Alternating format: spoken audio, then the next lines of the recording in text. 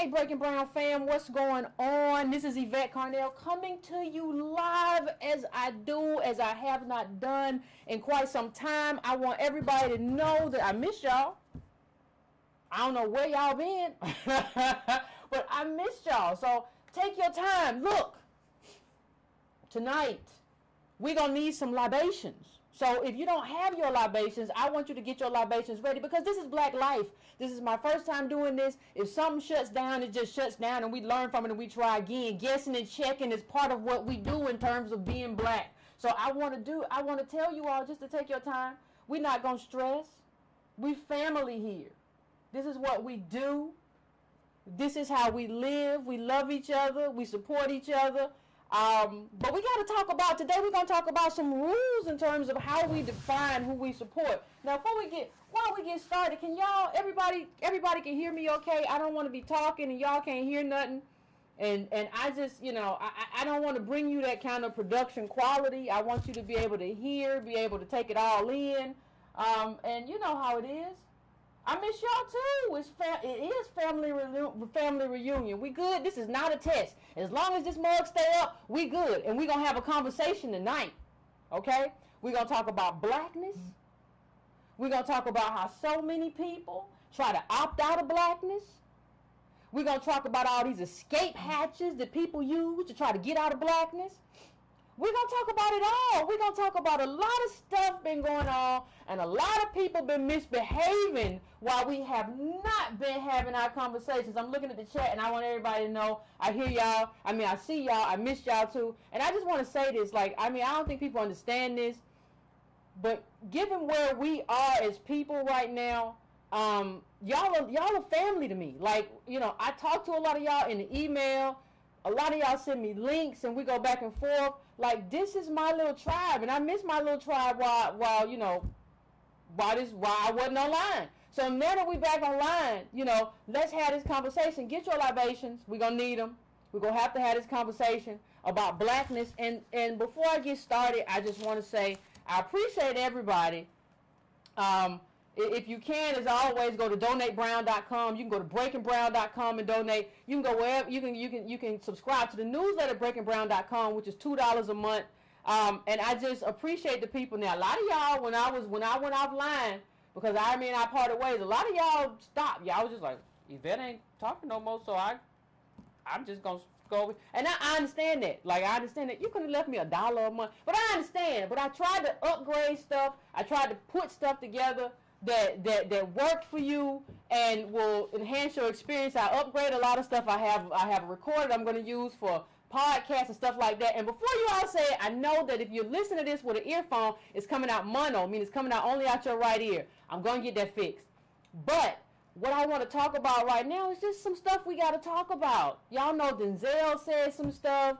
Y'all been going around saying we got a black princess. It's a lot of misbehaving going on that we need to address. It's a lot of people that are saying things that is just inappropriate. So what I want to do first of all is just kind of, everybody, if you watch this show, you know what I do all the time. I frame it. When I do a show, I frame the show so that you'll have a context for understanding. And that's why I do it. So one of the things that I want to say, first of all, hello fam, my Breaking Brown fam, we're going to talk about the agenda today is escaping blackness. So let's talk about that. When Denzel said, I know you all, Denzel Washington, he said, and he said this out of his own mouth, he said that, you can't blame the system, that it starts at home. And I know my friend Antonio Moore did a video on this, but I felt like I had to talk about this in the context of people escaping blackness, people being supported in a way, that is supposed to support blackness, but it doesn't really do that. So one of the things that I wanted to do, somebody said the audio is distorted. Well, one of the things that I wanted to do, and I wanted to do it here, I want for us to kind of define something. I want for us to kind of define something, what it means to be black, what it means to be African American in America, and what that means for us in terms of who we support, how we support those people. Because one of the things that has to happen, my friends, there have to be rules. You cannot have a group of people without certain rules. You can't do it. You can't do it. It doesn't work. It doesn't work. Some people are hearing it. Some people are having a slight audio problem. Some people aren't. So we'll get to the bottom of that. What I want you all to do, if you see something that's wrong or if you heard something, send me an email with tech support, just technical, at editor@breakandbrown.com. We're going to get everything figured out. But let me just say something. There are a lot of ways that people are trying to distort blackness. There are a lot of ways that that's happening. And what I want to say, and let me see if this helps if I turn it down a little bit. But what I want to say, because some people are saying turn down the gain, and let me know if that helps a little bit or if it hurts. But what I want to say is that you cannot be a group if you don't have the ability to define yourself. If you don't have the ability to define your community. If you don't have the ability to define your group. If you cannot do those things,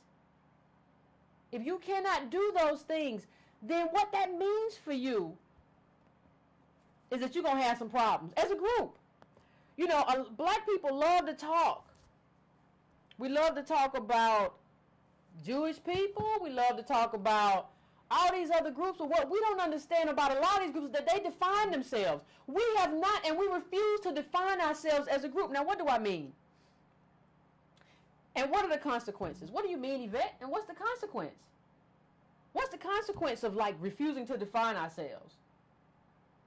What is the consequence of that? The consequence of refusing to define ourselves is that we allow anybody or everybody in. There is no inclusion. There is no exclusion.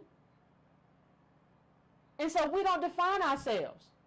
And so what happens when you can't define yourself? Listen, we are a community under siege. If a community under siege cannot define who is included and who is excluded, we're doomed. It's over. Just let it go. And you ask me, and I'm looking at it, what I mean, it's almost like forget it. It's not almost. We use this as an escape hatch. This is an escape, right? So some people are able to go and use the escape hatch to get out and then come back. So if you're a mixed person, if you're a biracial person, what happens is that you get the opportunity to go and be gray sometimes and be black sometimes. So you can go, like if we're talking about the news, she's not a princess. But we can talk about how she can go and she can be gray and she can be black. Gray, black, gray, black. She gets to move in between. What that means as a consequence is that she gets to lay down the burden of blackness. How many times have you been able to lay down the burden of blackness and walk away from it, then come back to it? Walk away from it and come back to it. Most of us cannot do that. And what you come up against is that she should not be able to do that either. None of it, like, you have to, and I appreciate what some people have said in terms of, well, we got the one drop rule. I don't understand, like, what are you talking about? We got the one drop rule and she's one drop, right? And it's like, no, you don't get to do that. You don't get to do, you really don't even have any agency. So you don't have the ability to say, like, we're not going to do that. I think we're tired of the one drop rule. I think we need to change that. Understand me when I say this. African Americans in this country have been decimated and destroyed over race. You don't get to destroy us over race and racism and then come back and say, we're not going to do one drop no more. We finished. You don't get to do that. You certainly cannot and should not get to do that to us. You just should not get to do that. So what I'm saying, I don't think, you know, when you talk about it, I don't think we make it clear, right? In terms of what that means. What does this mean? What does it mean to be this person? Well, I want you to just take a moment and look at how they kind of switch up and talk about her background. I mean, I just want you to look at this. Just look at this.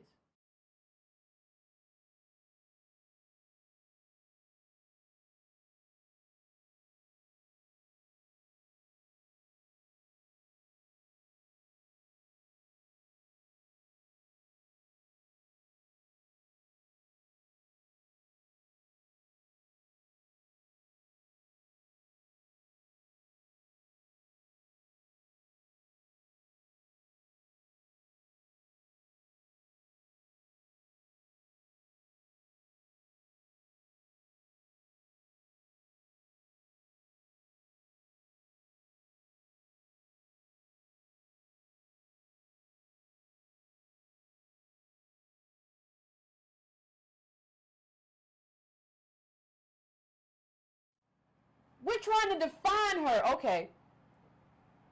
How do we define this woman who, in one interview, said, I'm mixed race, and I have embraced my mixed racedness, if that's what you want to call it. That's what she said. But no one will, and there's no way for her to tell us, you say you're mixed race, but have you ever, and not just her, let's extend this on out. How do you get to, if you're going to Harvard or one of these Ivy League schools that has only a few slots for black people, how do you get to be mixed race one day?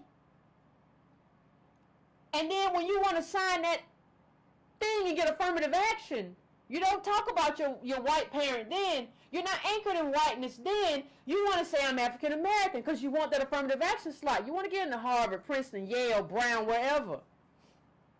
So you get to do that. So what you get to do is to go in between two worlds. And so what we have to ask ourselves, what we have to say in terms of, hey, this can happen or this can't happen, what we have to say is like, listen, is this okay? Or is this not okay? Is it okay for her to be able to, because we can't do that. Understand one thing. Y'all wouldn't even let me do that. If I decided today, like I haven't done my ancestry. I haven't done my, Antonio's done his, I haven't done my ancestry.com. But if I decided today, I'm going to do my ancestry.com and I'm going to figure out who I am. If I said I was going to do that today and I found out, that, hey,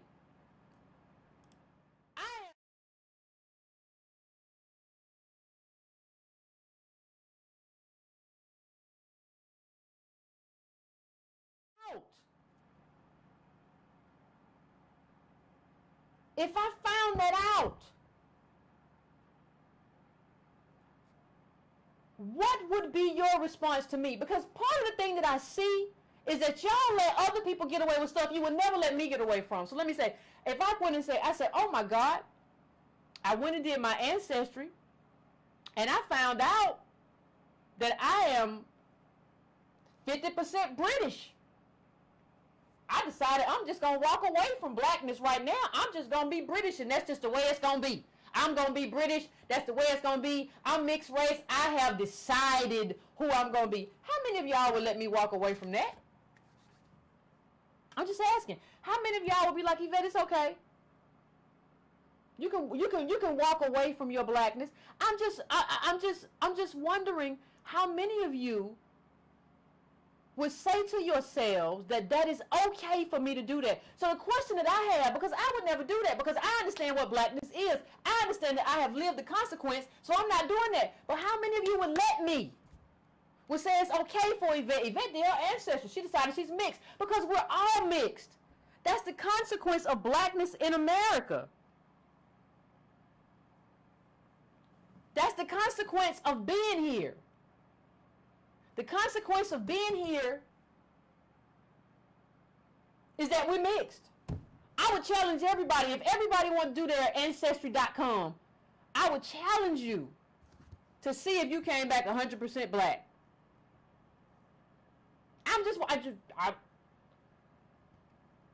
Just do it. How many people, like I go back to Antonio Moore because I saw his stuff. How many of y'all, and I'm just asking the question, how many of y'all have done your ancestry and how many of y'all came back 100%? 100% just straight up, 100% African. I'm just asking. I'm going to look at the comments right now. Somebody said we all mixed. You damn Skippy. We all mixed. And you can't, there's no way, people don't understand. There's no way to come outside of that. There's no way to come outside of that in a way that doesn't, that doesn't tear at you, that doesn't tear at us as a group. How do you do that? How do you plan to do that? And the thing is, how do you let her get away with doing that? How? That's just a question that I would ask. How? And let me just say something. This is just the princess. When we're talking about the princess, what we're talking about in terms of the princess is, well, she's not a princess. That's the thing we figured out. She's not a princess. It just is what it is. I'm not the one, I'm not trying to lie to you. It just, I can't help you. I can't help you to understand that that's just not what it is. That's just not who she is. But when you begin to understand what this allows her to do, you understand that Denzel was doing the same thing with the clip I already showed. He was doing the same thing, like this escape. Allowing blackness to be sort of, well, I'm going to get out, I'm going to build, right? I'm going to build off of black people. Black people, black women, everybody love me. That's what I'm going to do. I'm going to be all right. I'm going to do that, and I'm going to X, Y, and Z. Well, here's the problem. Part of the problem is you built yourself on black people, and then you came up with some rhetoric that's anti-black. And not only is it anti-black, it's anti-historical. It's just not the freaking truth. When he says what he says, it's just not true. And then you have people saying stuff like, well, Yvette, I agree with him. And I don't really understand why you don't agree with him. Like, what's the problem with everything that he's saying? Like, what is the deal with everything that he's telling? I don't understand why you don't agree with what he's saying.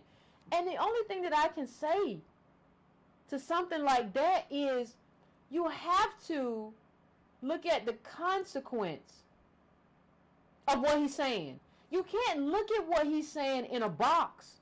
You have to look at the consequence of what he's saying in terms of black people, and you have to understand whether or not that is right or that thing is wrong. That's all you can do. You have to understand whether the thing that you're talking about, whether this thing that you're saying is right or wrong. That's the only thing that you can do. And I want you to look, let's just look at this. I'm just going to put this up and I'm just going to sit here. And I just want you to look at it. And then I'm going to come back and talk about it.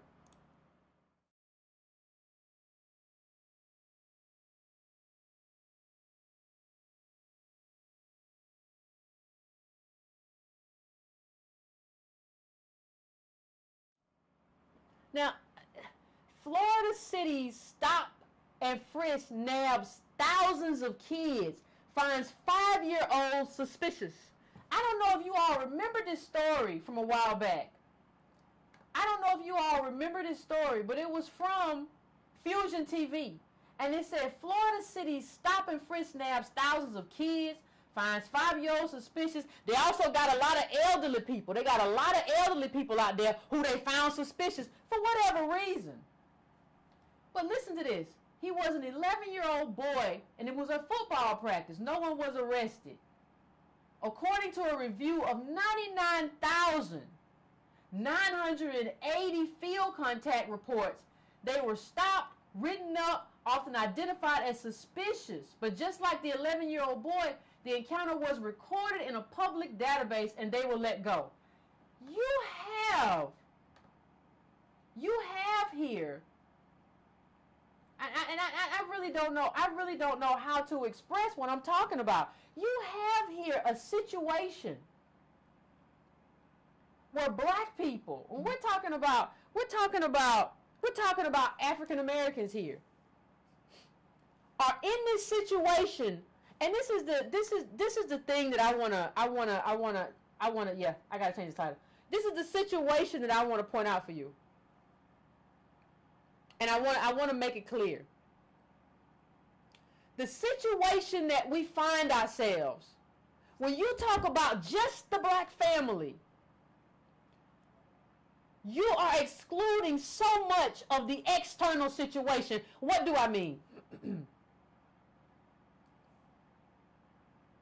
This is the analogy that I've often used, and I'll use it again.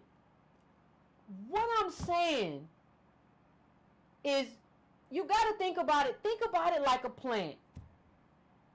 Okay? Think about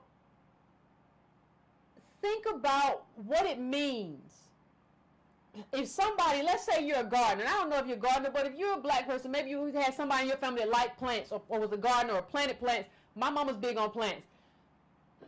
If something is wrong with that plant, you don't look at that plant and say, what's wrong with this individual plant? You look at the soil and you say, what's wrong with this soil? Because the plant exists as a consequence of the soil. If you give that plant bad soil, that's as far as it can go. So it's all about how you plant that plant.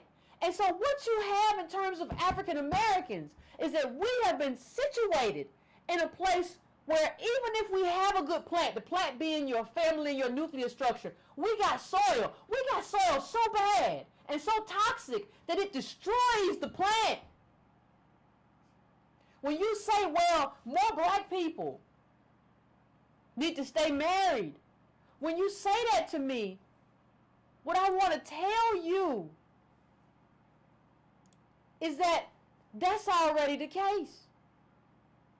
Like, it's already the case that we have people who want to stay together and want to stay married. But do you know what intervenes on that?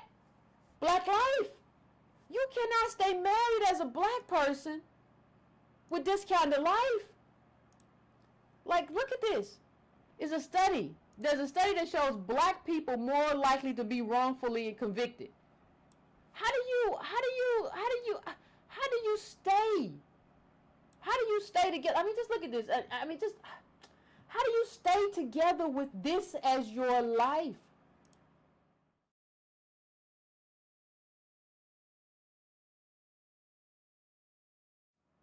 How do you stay together with that I just showed you as your life? Just tell me how. I don't understand how. How do you do that? And so what people love to do, they love to kind of pick it away and say, well, if y'all had a two-parent household, everything would be all right. What they don't understand is the reason that we don't have a two-parent household is this country. That's why we don't have it in the first place. That is everything. I can't get people to understand that is everything. That's the whole ball game. That is the whole ball game. There's no other way. There's no other way for it to be understood. How else do you understand it? How else? I'm just trying to understand, how else do you understand what you've already heard? I don't know. I just don't know. I don't know how, one of the things I've been struggling with is how people understand things in a way that doesn't make sense. I just don't understand. Like, how do you understand something in a way that doesn't make any sense? How does that happen? Who did that to you? I'm just asking the question. Who made that possible? And who gave some group an escape hatch and told the rest of us that we got to stay here? How do some of us have a way out, but everybody else is told, and then we're told, like, it's okay. It's okay if this person has a way out. It's kind of a belief.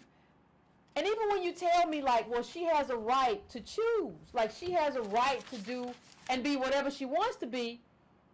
And this is who we're talking about. For those of you who've been living under a rock, this is who we're talking about. I just want to just take a moment and look. That's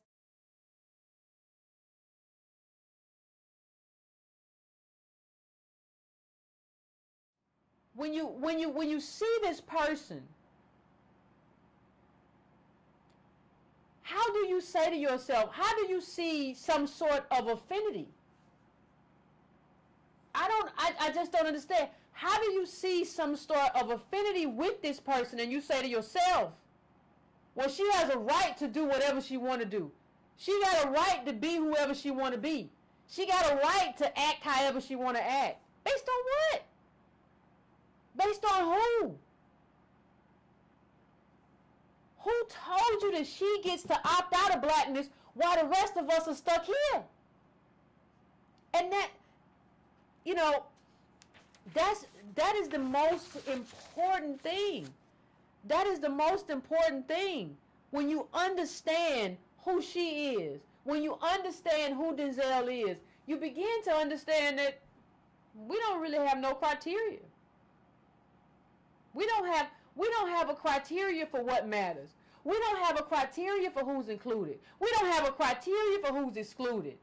We just accept all strays. And you cannot get by. You cannot survive in this America by accepting everything and everybody. You have to draw lines. We're going to have to draw boundaries. That's what's going to happen. You can't say that people can be gray. That is not going to happen anymore. That is not your life anymore. And really and truthfully, it's never been. That's never been your life. And somebody just said in the comments, what is black? Why don't you look at slavery and everything that came from it. That's what black is. That's what black is. That's the baggage that black people carry every day, all day.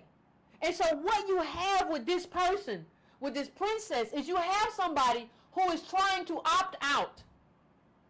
You have somebody who is saying, you know what? I don't want to deal with this all the time. And not only that, do I not want to deal with it. What I'm going to do, I'm going to create a class in between. Because the whole point of race in this country has been to keep black people away from white people. It's been a space for that. Normal versus abnormal. You abnormal African Americans are over here, normal white people here, and race is going to be the demarcation point. That has been the line in the sand. And so what you have people saying now, is that I'm not black, but I'm not white. I'm something in between. So I'm better than black people. I'm not quite white, but I'm better than black people. So you want me here. You want me around. Because I'm better than that. And I'm going to create like this little buffer like mulatto race. So that I can benefit. What this is just you trying to access whiteness. Everybody is looking for an access point to whiteness. Everybody is looking for, how do I get in? How do I benefit from whiteness? How? How do I make that happen for myself? Everybody wants an access point to being white. And for me, and for you, it's not going to happen. But if you happen to have one white parent, that might happen for you. And you might be able to navigate it. Now, that's fine. It's not fine. It's kind of freaking awful. But the real horrible thing happens is when you and I say, okay, go for it. You should have that right. What? No. You don't get to do that. You can either be black or be white or be gray. And if you're gray, then you should just do other stuff with other gray people. You and gray people should hang out. Y'all should have fun together. Just being gray together. All of that stuff. Just gray people hanging out. But you don't get to come back and forth. And that's what we've allowed you to do. It's just like, it's one of many escape hatches for blackness. There are so many ways that people are trying to escape being black. And you know, biracialism is one of them. You know, and we don't, and for us not understanding as descendants of slaves how race is understood is another one of them. You know, and it's 400 years of this. Like, I don't understand how you can have 400 years of this that we live through and then say to yourself, yeah, it's okay for her to go do what she want to do. So you can say, well, she's biracial. She got a white father. So she gets to do what she wants to do. So she can claim biracial if she wants to. But then you're going to say, oh, girl, my sister, girl, she married, and it's going to be church hats at the royalty. And are you crazy? I mean, are you crazy, or do you think I'm crazy? I just want to know. Ain't going to be no church hats. These people done already come out and said the truth of what it was. Ain't going to be no black princess. And even then, understand like what you're trying to marry into. Here's a little bit of what you're married into. Let me let you marinate on that for 1 second.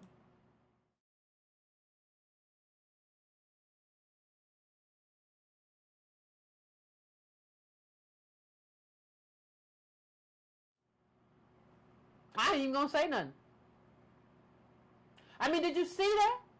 It's got a bunch of Africans and holding up. That was Prince. That's Prince William. But that's what you married into. How in the world are we celebrating somebody who is marrying into this? How does that get our accolade? How does that get our attention? How does that get our celebration that you're marrying into this nonsense? You're marrying into like this. And understand why they did it, please. If you don't do one thing, please understand why they did it. They did it because, listen, why do you think the Pope is all of a sudden very liberal? Why? Why do you think all of a sudden the Pope is not only liberal, but the Pope is he's talking about all kinds of anti-capitalist talk. He's talking. Why? I just want to know why. Well, if you don't know why, I'll tell you why. These people need to change their image. The whole game here is that these people need to change their branding. This is not something, this is not an extended branch to African Americans or Africans or black people in London. This is not any of that. The only thing this is, and if you were trying to reach out to black people, you probably would have got a brown-skinned sister or brother. I mean, sister, probably. I mean, he's straight. But I mean, you would have got a brown skin. You're not trying to reach out to us. You're trying to get somebody who you know is half black, but who passes for white. I'm just going to put it out there. You could be mad. That's all right. Because that's what, let me find this article for you, because I'm gonna just read it out for you. A black princess. What y'all been watching? Too much scandal? Too much. I'm just going to tell you. She will never be a black, you know, and there's a great, and I'm going to put this up right now while I look for it. But you have to understand who this person is. And you have to understand what this person, and how that means, and how that impacts your life. Talking about a black, just look at this for a second for me.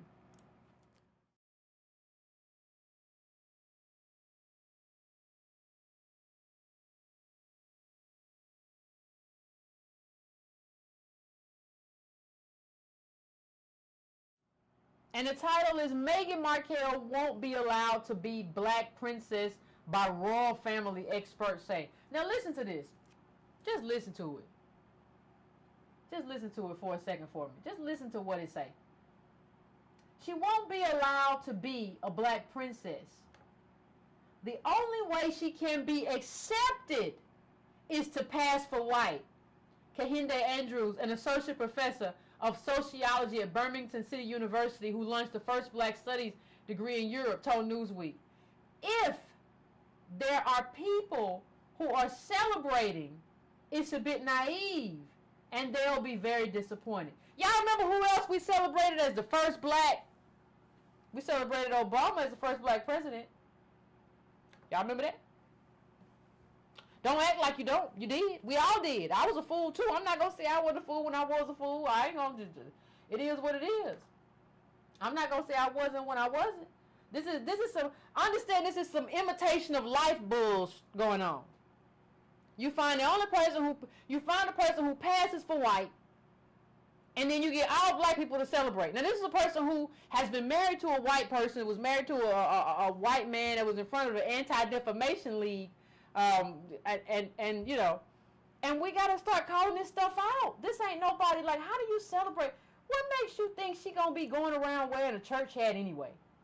Like, I don't even understand what that means. Y'all think she gonna go around and be wearing a church hat and she gonna be hallelujah? What you do? You just because her mama's black, you don't know what or who she is right now. You have no idea. Like, what are you even talking about? It's so insane. Like, listen.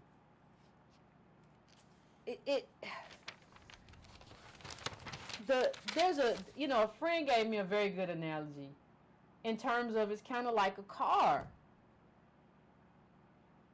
And that's what it is. It's kind of like you get in this car and you think like that's going to be something for you. Like, oh my God, I'm going to do this, and I'm going to, you know, and it's just like, no, like, this is the car for black people.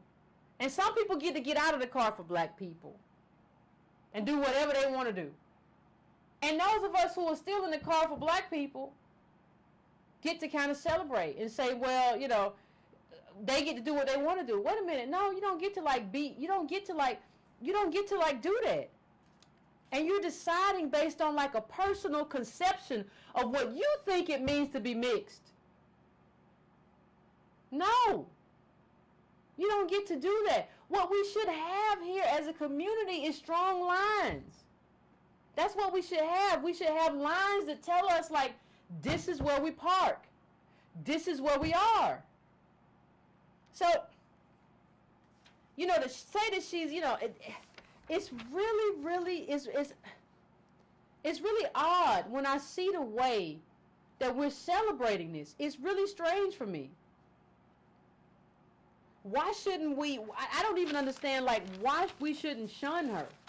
Like, even if she was black, like, why we shouldn't be like, nah, you don't get to do that. Nah, we don't want you married into that family. You see people that come from other African countries that won't even let their family marry African Americans. They have lines. What they believe about us is wrong, but at least they have lines about what they will and won't do. They have these guidelines about what will and won't happen. I don't understand. And if you understand, I want you to let me know, because I don't understand what we're doing. Forget about her. I don't understand what we're doing in terms of being black and gray, and we get to decide about the one drop. The one drop is the one drop until we decide to put people out. And the people that we should put out should be people who decide they want to just go on both sides. You don't get to play on both sides. If you play on both sides, you get kicked out. You get kicked out of the group. You can't play no more. It's over. That's how this has to work. There has to be guidelines. There has to be a how in terms of how we do this. And there is no how. And you see that with Denzel. You see that with this princess. You see it with everybody. We're not willing to tell people when to get off. No, you can't play here no more. You can't play here no more. And you see that with Denzel and talk with his comment and the stupid, because I found myself, let me tell you something, people. I found myself in the dumbest, and you can go back and look on my thread, in one of the dumbest debates that I have ever had online, with some of the dumbest comments and retorts in terms of what I should feel and what I should think. And somebody told me some stupid stuff. Like, oh, well, Yvette, you just young, and you just don't understand. If you understood, if you were older, you would. How about, Mom, we all grown. What you mean? Ain't nobody no baby here. But see, that's the thing that boomers get away with. But see, that's what I found myself in. I found myself in this conversation. And I'm talking about, when I'm talking about the princess, it was the conversation I just mentioned. But I found myself in this conversation with Denzel, the same thing, of people trying to defend him even when he's wrong. We have, and part of it has to do with the fact that we have invested so heavily in these people. So heavily in these people. We go and see all their movies. But I just want you to look at this little piece of data real quick. We go and see everything. And just look at this.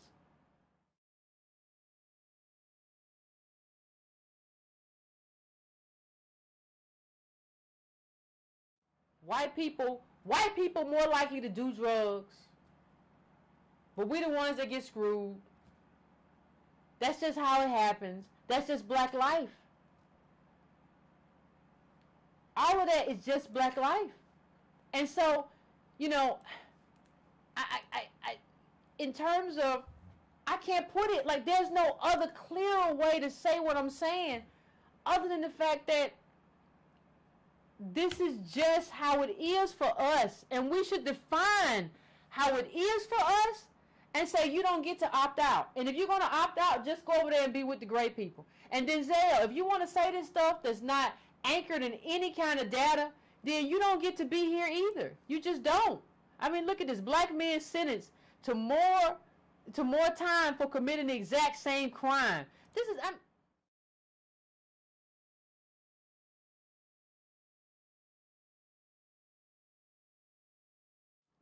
That clip's from the Washington Post.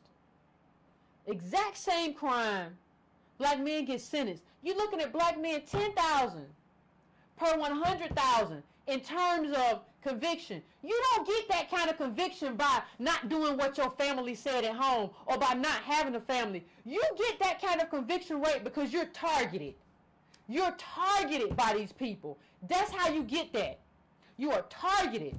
And that's what we're looking at. We're looking at a group of people who are targeted. We are targets. It's not about what mama or mama them or muddia or grandmama them didn't do. It's about being targeted by this system. 10,000 per 100,000. That's what we're talking about.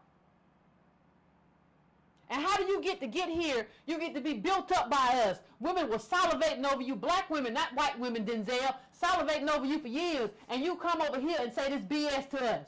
How do you get away with that? Because we let you get away with that, but we shouldn't. And that's a problem. The problem is that we let you get away with stuff that you shouldn't get away with. We let you say stuff that you shouldn't get allowed to say. And how long has it been since you lived around black people, Denzel? How long has it been since your kids been around black people, Denzel? But nobody wants to call you out. And nobody wants to talk about the real issue here, which is how completely, we are now locked out because of race. Being black has locked us out. That's why everybody's looking for the escape hatch. Everybody's looking for the escape hatch because we're locked out. So everybody's like, how do I get away from these black people? Because I got to get away from these black people. How do I get away from these black people? Tell me, because I got to get away.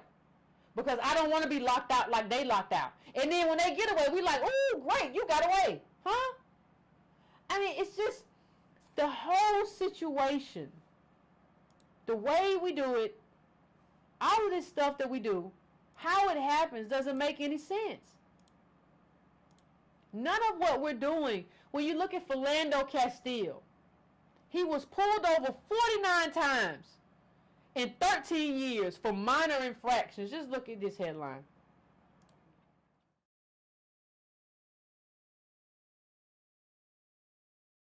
And in a way, it kind of makes you want to cry because you see it. I mean, when you see it so clearly, this is a community under siege. There's nothing that grandma and them or whoever could have protected him from that, of getting pulled over, because your failure is baked into it.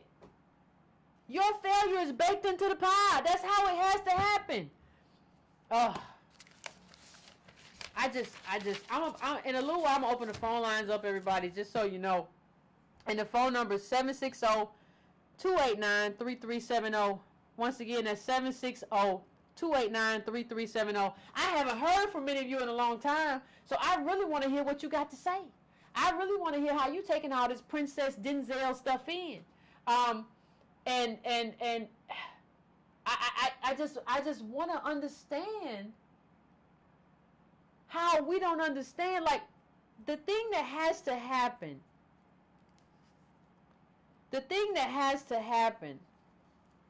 is that we have to understand that you cannot destroy us as a community for 400 years and then come back and say that we all the same. And it goes to what Bill Clinton said. I mean, do y'all remember this? Does anybody remember this? I'm just asking. Does anybody? I want to really figure this out, because this is something I'm trying to figure out in my own mind. Like, how do we not understand what happened here? Do y'all remember when Bill Clinton said that we all are mixed? Look at this.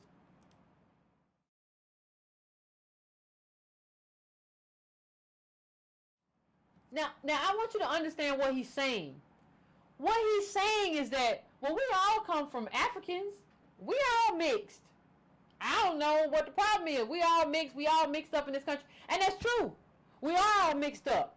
But you don't get to say that after calling a bunch of us black and giving us garbage. You don't get to do that. You don't get to come 400 years later after we've been eating garbage for 400 years and come in and say, well, we're all mixed. No, we ain't. Because you didn't say that when black people was going through everything they was going through. You didn't say we all mixed in. When redlining was happening, you didn't say we all mixed. When KKK was burning down our stuff, you didn't say, well, we all mixed, I'm black too. You didn't say that. During Reconstruction, you didn't say we all mixed too. You didn't say that. You don't get to come back and say it now. You don't get to come back now and say we all mixed because we got the all same DNA. Like you would have behaved differently if you would have known. And Bill Clinton, you was a lowdown one. You photographed yourself in front of all those black prisoners. You used black men and in black mass incarceration to get elected, and then you put a mass incarceration on roller skates, and then you said in 2016 we all black. Understand that this is where we're headed. We're headed to a world where everybody gets to be black, and understand what that means. If everybody gets to be black, that means that there is no consequence for what happened to black people. If everybody gets to be African American, that means that there is no consequence for African Americanness. That's what that means. And you have to understand that. You have to own that in terms of being black in America. And you have to say no. Ain't gonna be no everybody mix. Ain't gonna be no just browning of America. Ain't gonna be none of that until we get our stuff. Because people who have been identified as African American by the one drop rule for this long, we have the opportunity, and we have to get, because listen, this Trump thing is coming down the pipe. Did y'all see this today? Am I the only one who was looking at the tax plan that he's passing and understanding how that guts the black community? Now here's the thing. If you don't understand what the black community is, then of course you don't understand that we're about to get gutted. Running around talking about, yes, queen, we finna have a black queen. Are you insane? Are you a crazy person? No. What we're about to have is nothing. And you have to understand what we are about to see. What we're about to see is the collapse of a community. Please understand what I'm saying. We are about to see the collapse of a community. Our community. Now, what you're about to see in your community, if this Trump budget goes through, you're about to see misdirected rage. Well, what do you mean, Yvette? Misdirected rage. You're going to have people who don't have anything because they've been getting tax credits. They've been getting, women been getting all kinds of stuff. You know, single black moms been getting all kinds of crazy, and all kind of programs that we have access to as a single black mom you have access to. I don't have kids, but like black women who have kids, that they've been getting access to programs. We've been patching our lives together, just one patch at a time, just patching our lives together. What's going to happen is that they ain't gonna be no more patches. The patches is finished. No more patches. No more patches to patch your life up. No more extra at tax time. No more program for your kid. So what you're going to see is black people who are going to be enraged. But they're not going to understand why they're upset. So they're going to walk around and like, I don't understand why I'm upset. I don't understand. I'm pissed off because my stuff's been taken from me. And the stuff that I use for my life. And you're going to have that with black men too to some extent. Someone's going to be mad with you. Because who else I'm going to be mad with? And so you're going to have people, like you're going to have like a black mama who, you know, or a black father, like two black parents who can't take care, who will tell their daughter like when she comes back with her kid, or why you staying here? We're going to charge you rent. We're going to charge you money for everything. You can't do that. You can't be here for free. Well, wait a minute. I can't be here for free, and you didn't give me any of the tools to be American. You didn't give me no inheritance. You didn't give me nothing. And so you're going to have a lot of rage. Because there are a lot of people, black people, who think they gave stuff they didn't give. Let me say that again. There are a lot of black people who think they gave stuff that they ain't give. Who think they contributed stuff to their kids that they didn't contribute. The only reason you're here is that you came in on a wave. You came in on a very particular wave doing affirmative action that hooked you up. But you ain't special, and you ain't never been special.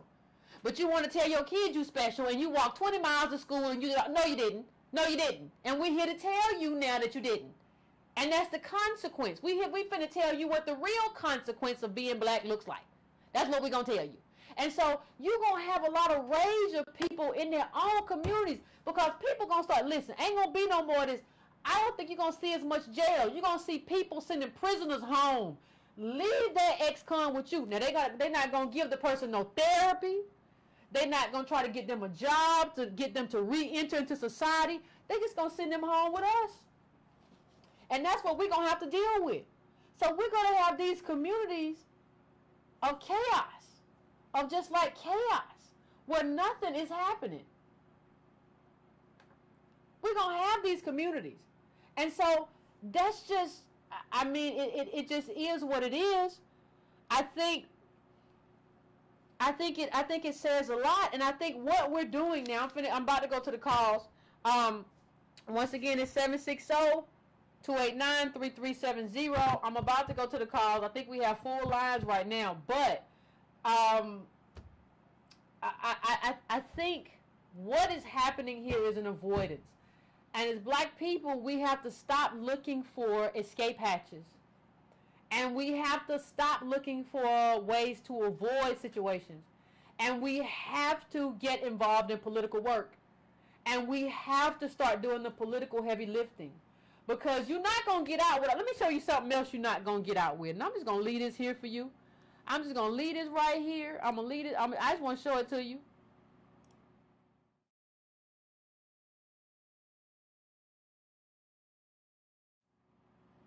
You know, Bitcoin can't save you either. Like, you saw this, you saw this person, this expert say that this, basically say this stuff, Bitcoin ought to be outlawed. Nobel Prize winner says. Outlawed. Do you understand what that means, say it ought to be outlawed? What he's saying is that some people are going to ride Bitcoin to the top, and then drop it, and the people who don't know nothing about it, and who don't anything, they gonna be the ones to suffer, right? That means us. And so we're looking for all these. I'm gonna go Bitcoin. I'm gonna go cryptocurrency. I'm gonna just say I'm white, gray, mixed, whatever. We're looking for all these ways out. And the thing is, what we should be looking for, what we really should be looking for, instead of a way out, we should be looking for a way to do a political politics that matters, a way to do a political politics that works. And before anybody, listen, I know that there are things that require an individual solution from me and other people. There are some things that require a new way forward, right? But there are some things, like every time I hear somebody say, like, we should be doing X, Y, and Z, when I look into their community, I see that there are already activists in their community doing that. So if you want to know what you can do, there are some people in your community already doing what you say you want to do.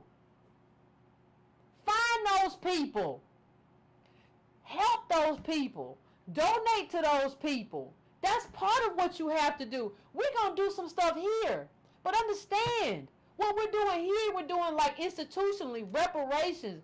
We're going to churches, making moves. But we can't be, Breaking Brown can't be in every city at every time. But you do have people there. And what we're going to launch, like not right now, because I just trying to figure out this stuff right now. But what we're going to launch in a bit, we're going to launch like a forum so that like we can help people do what they need to do, how they need to do it. So I think on the line, I think one of the people I'm finna bring on, I'm about to bring on, and let me know, because like I said, this is a test call. So let me know if y'all can hear. But I'm finna try to bring on Antonio Moore. I think he's on the line so that we can have a conversation about, what I've been talking about. So let me go here and see if we can. What up, y'all? This is Antonio Moore. What's up, Yvette? Welcome back. What's up? I can hardly hear you. Yeah, well, I can hear you. Speak up! No, I'm just playing. Yeah. So, Hurricanes, Malcolm X, Roman J. Israel, He Got Game, American Gangster, all these different movies Denzel have been in tied to the prison industrial complex. And we got to hear this man come out with, I'll say it again, 70-year-old logic. I know everybody like you. We'll add 3 to 5 to that. Still near 70. All I'm saying to you is, you're dealing with somebody, and I said this in the video, and it's just weird because, like you said, boomers want to just kind of take a position on expertise. But I was nominated for Emmy on a documentary on mass incarceration. I'm a former prosecutor. I'm an attorney, and you want to listen to an actor Come on, man. Yeah. And all I'm saying is that Denzel Washington talking about it starts at home, but nobody has dealt with the reality of my question, which is, well, black women and black men grow up in the same homes. We got to, why is it 10,000 for 100,000 for one group and 300 for 100,000 for the other? And that's not because I'm saying I want more black women to go to jail, but the variation between that is not choice or gender. That's a systemic decision to incarcerate African American males because our group has decided that we're okay with that. I just don't think we would be okay with it if we incarcerated black women at this rate. I just don't think. I think we would be up in arms. Yeah. And it speaks to the reality of how we view black people, both inside of families, inside of interracial marriages, inside of life itself. That brings me forward. And before I do that, what I want to do is ask is this other thing, which is inside of that video, I had a little clip of Ferguson. And what it showed is they have 1,800 residents with 33,000 warrants.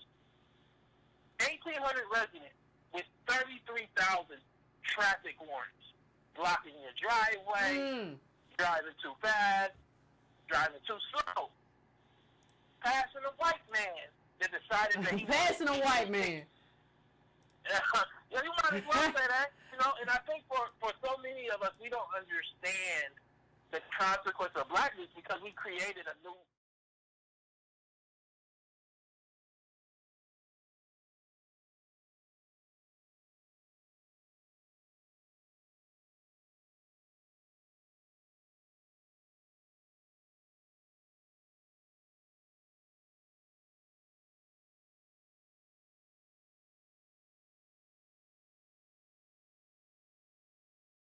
Tone talk.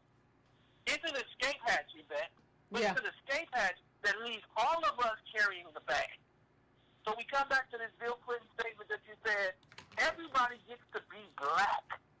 But I'll add an extra line there. Everybody gets to be black while you carry the consequences of slavery. So, everybody is brown, but then you carry the consequence of a legacy of slavery. And you know how I know? Because you inbox me about it. And you inbox me vet about it. You just don't know that's because you come from a slave. You just don't know that's because you come from Jim Crow. You think you go to college?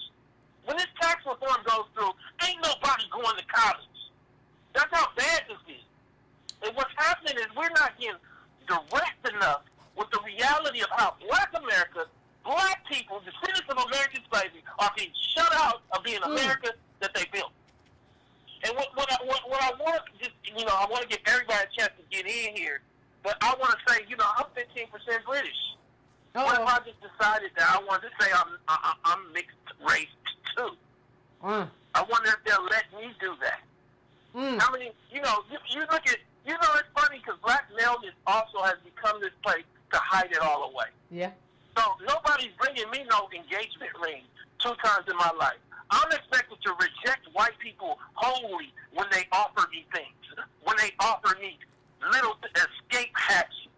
But she can accept it all. She can accept it all.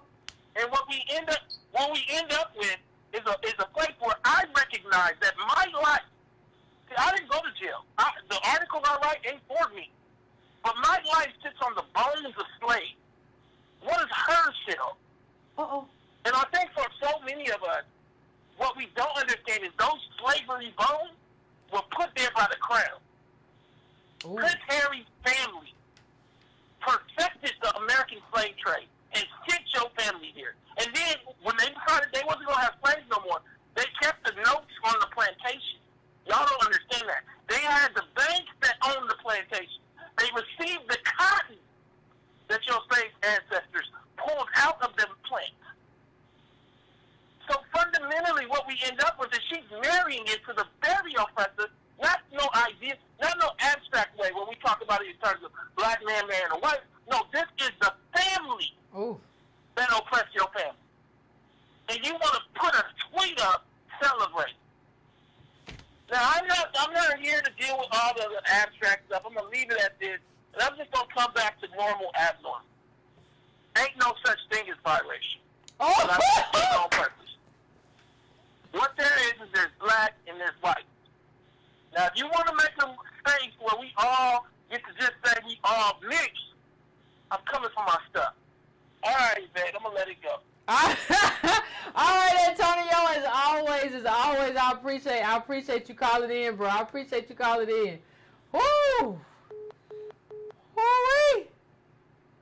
Oh my God. I just, I don't like, I'm looking at the comments right now. And I just don't know, like, what we think. Thank you for calling. Like, I don't know, like, what you thought was going to happen. I'm just going to put this up again while we're talking, just for everybody to kind of look at. Like, I just want you to look at this, and I'm going to get back, to the...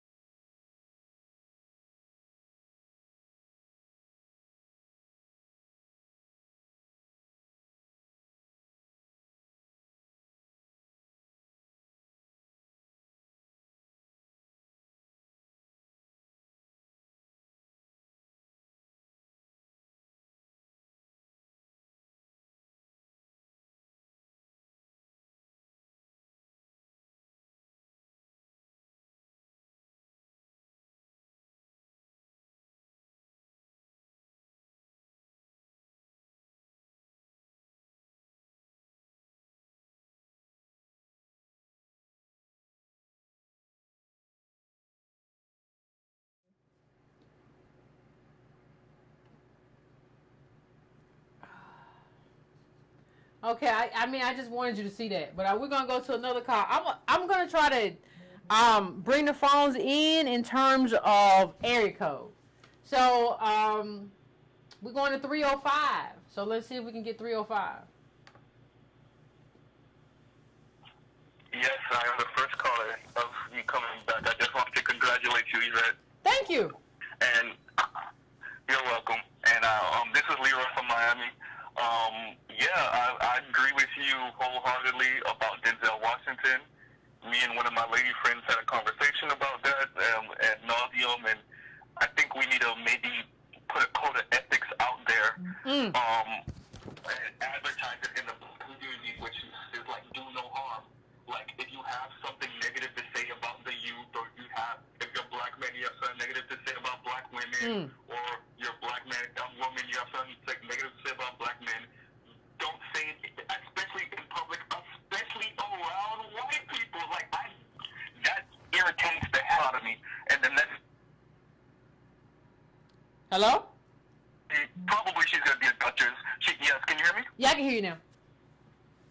Yeah, she's probably gonna be a duchess. But the celebration of her, marrying into the royal family. I got into many debates with some black young ladies about this, and it's borderline like sick, like mentally sick. How some of our sisters are celebrating this, it's really scary. Like the validation they're getting from this is, I don't know how else to look at it, but it's borderline like a mental disorder. But that's all I want to leave you with. And thank you for coming back, and I look forward to your future shows. Thank you, brother. I appreciate it. But yes, it's weird. I don't know how else to say it other than like it's real strange to like.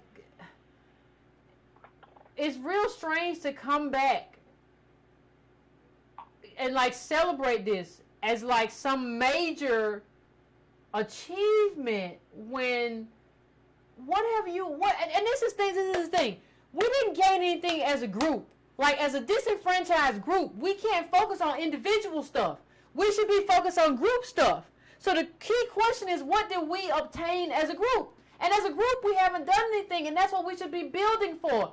We should be building for how we move as a group, and that's something that has to happen. So I'm going now to 803, and just let me know. You can 803. You're on the line. How you doing? Hey, Yvette, how are you? I'm doing pretty good. How about yourself? How you feeling? I am good. I listen to your show all the time now. I was originally a Claude Anderson disciple. Okay. And, you know, I don't really have anything critical to say about Claude. His book saved my life. I thought I was crazy until I read Black Neighbor, White Wealth. And, you know, that young lady who's married, who was going to marry that fellow over there, it doesn't keep me up at night. You know, me not having my needs met keep me up at night.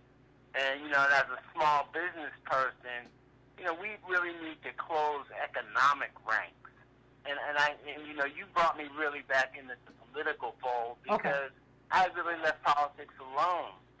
But, you know, you made me realize that it's very, very important. Okay. And, you know, and I started to organize here in Orangeburg, South Carolina by just taking voter registration cards to all the barbershops. And let's get our young men registered and get our young women registered before they even hit any kind of legal trouble. Okay. And get them out there, because some of these places here in South Carolina, they're ripe to be taken over if it's done right. Okay. As you well know, some of these elections hinge on 100 votes. Yeah, especially local ones. Right. But yeah, I just wanted to tell you that, you know, I listen to you all the time now. And, you know, it seems like tonight, you know, we went on a little bit about that over there in England. But, you know, let her go. If she ever get pulled over, she'll know she's black again. If she ever needs a jury, she'll know she's black. But will she though? Will she? Because let me just say one thing, Carla. As a light-skinned black woman, I don't get pulled over. I'm just gonna be honest. A lot of people won't be honest to you. I don't get pulled over. Like, and when I do get pulled over, I get given a warning. So will she? Well, you know, but you know, my feeling is, you know, and if she does or if she doesn't, I don't have any really emotional energy to spend on her.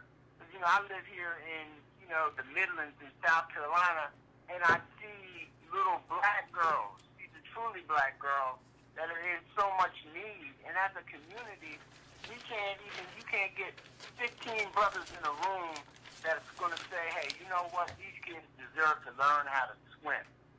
And we can't even pull that off. So I'm certainly not worried about some chick who is confused about her ethnicity over in England. You know, because, you know, I'm a father. I've raised my children. But, you know, I love my children. And we got to get around to, you know, that African proverb of how are the children? You know, that's just let her go. Let her do what she's going to do.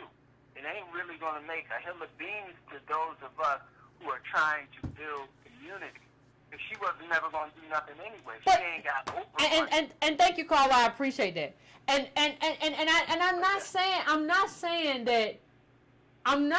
that she would have done something. Especially not anything for African Americans. That's not what I'm saying. Like what I'm basically saying is that don't celebrate her because she ain't done nothing. That's what I'm saying. Like you can't celebrate somebody who doesn't have us and our community in the forefront of their mind. That's not how any of this works. So what I'm saying, if she's not gonna do nothing, and she's confused, and she ain't done nothing, like why go on Twitter and like the only reason I'm talking about this is because I saw a bunch of us talking about it. So what I'm basically saying is, why are we talking about it? You know, why are we celebrating her? It don't make no sense to me. So that's what I'm saying, because I think what they're doing is they're using her to push a certain kind of diversity. You know, we are the monarchy or whatever the hell. It is not necessarily just whitewash. And I think that's what they're trying to do. And I'm just saying I'm not with it. So let me go. I'm going to 904, the 904 caller right now. I'm going to you. You've been waiting for a minute. 904 area code. Going to you right now. What's going on? How you doing, Yvette? This is Aaron Sapp. I'm in your I've been following you for a while. Can you hear me? Yeah, I can hear you, Aaron. How you doing? I'm doing well. I'm glad you're back, man. YouTube has been trash without you. Oh, thank you, bro. I appreciate that. Yeah, the first thing I wanted to say was that, yeah, you're right about everything you spoke on about Denzel and about this whatever her name is that's marrying Prince Harry. Okay. And basically what it represents is I used to be in the military and I traveled all over the world and I went to Germany and I noticed that a lot of black people or people in Europe have a sensationalized view about or perspective about the world. And I think we are becoming more and more like, if you talk to a black British person, they're very sensationalized. So when you see them, we're becoming like what they are as far as the way we view ourselves in mainstream media. Okay. And what I've been kind of watching is us developing to this pop culture instead of trying to politically organize ourselves like you always say. Okay. So, yeah, I've been kind of just sitting back looking, and I'm on social media, and I see all these different groups, and black men against black women, and black people against black people, all these different groups from liberals, conservatives, swirlers, pro-blacks, Israelites, Kemeits, Moors, feminists. It's crazy. And we can't even come together under one political agenda. So people like us who have this, agenda of that we need to empower ourselves and politically educate ourselves and organize ourselves, I think we should create an organization with a mission statement of black political empowerment and educational growth. Okay. I think we need to make a legitimate program. I don't know. I just got the Army. I'm not that smart. I just got the Army. Don't discount yourself. Don't discount yourself. You're doing good, brother. Keep going. All right. I think we need to create an organization, and basically I've been pretty much coming up with ideas in a way that you can galvanize the masses. Basically, we need to create, when you do this organization, create a black constitution, one that will guide us in the direction of political growth and empowerment. And basically a structured system like in the military, you have to have a doctrine that you follow. Okay. But the thing about it is, everybody's not going to follow it. But I think that first thing is create an organization and basically have a mission statement. And I think that you can get your word out and people will financially support you and create an economic funneling system where we can start pushing money to where we need to. At the same time, we follow the political, growth and development and reaching out to politicians and trying to get reparations and trying to do everything we need and stay away from this mainstream media. Okay. Because it's distracting. So that's pretty much all I had to say. But I enjoy your show. I'm glad you're back, and I'm following you. So keep doing your thing, sis. Thanks, brother. I appreciate that. I appreciate all the love, people. For the record, I want to say I appreciate everybody who inboxed me, who said, Yvette, I really hope you come back sometime soon. We've been missing you. I appreciate all of that, and I heard all of that, and I got all of that, and I just want to let y'all know that I appreciate all of that.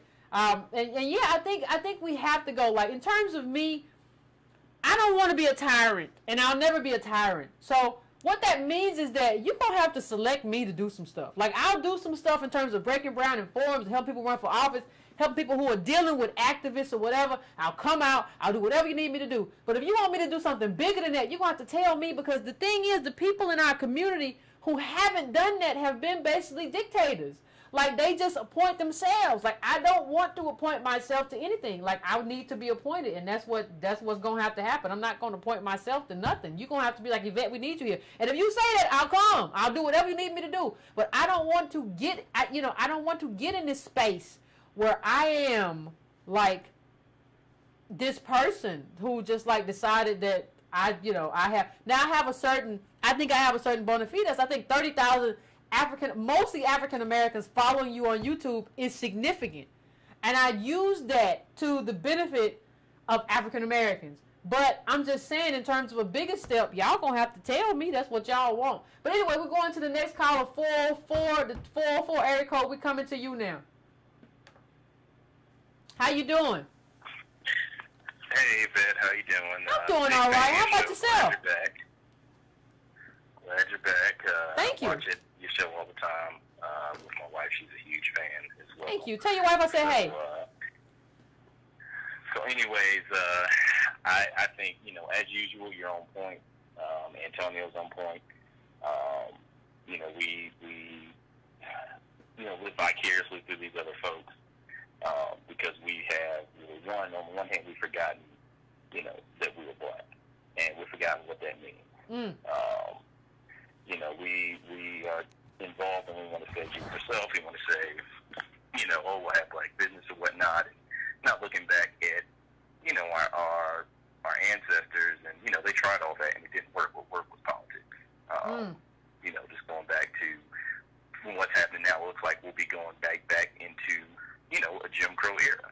The way with the Trump tax plan and, all the different laws that are coming out and how we're just basically treated, how laws only apply to us, like it's shown with the, black folks getting, 20% longer sentences, being locked up and pulled over at incredible rates, like you talk about like the 33,000 warrants in the town of 1800s. That's ridiculous. And so we're going to know real soon that we need government and that we need to be in politics. So I agree. Keep going. Keep going.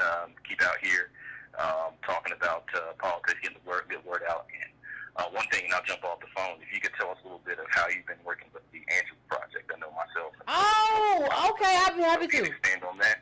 We'd greatly appreciate it. So, anyways, love you. Miss Thank you. Glad Love you you're back. too. And keep pushing. Thank you, bro. I appreciate that. He mentioned the Angela Project. Y'all don't know how much I love everybody, Dr. Cosby, everybody in Louisville. And the Angela Project, what we've basically been, and Antonio Moore's been there too, we've been there together basically trying to build kind of like this coalition around reparations, around corrective measures. And part of the reasons that I think it, I'm so blessed to like have come in contact with Reverend Cosby, Dr. Cosby, in Louisville and St. Stephen's and all of that in terms of like having this avenue in, because you always got to have an access point in.